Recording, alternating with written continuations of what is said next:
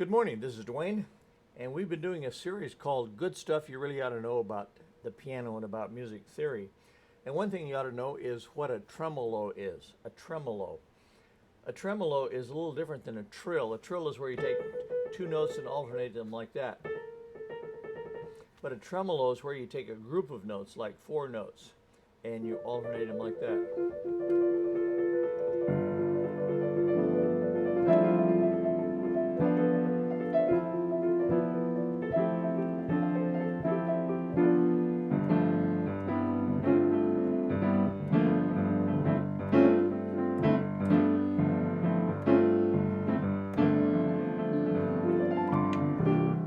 Okay, now out of that tremolo, you can start to form some runs.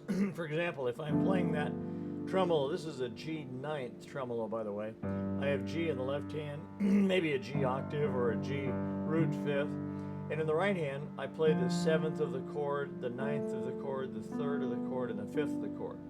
G ninth, in other words, okay? And I make that tremolo. Notice it's not individual finger actions so much. It is some of that, but it's also kind of a rolling of the hands. My hand is revolving, and that makes those notes go like that. And you can push your damper pedal down to make it more effective too.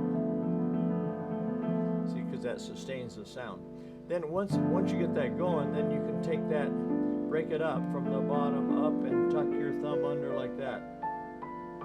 And you can come down if you want to. Or if you were playing F major 7th,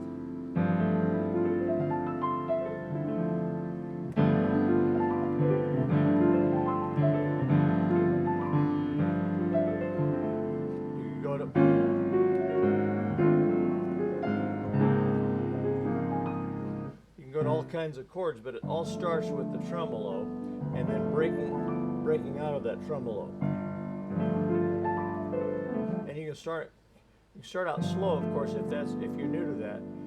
Play up the four notes, kind of revolve your hand and bring your thumb under the next four.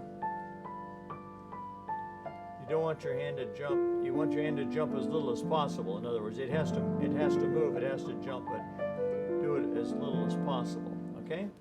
And that's what a tremolo is.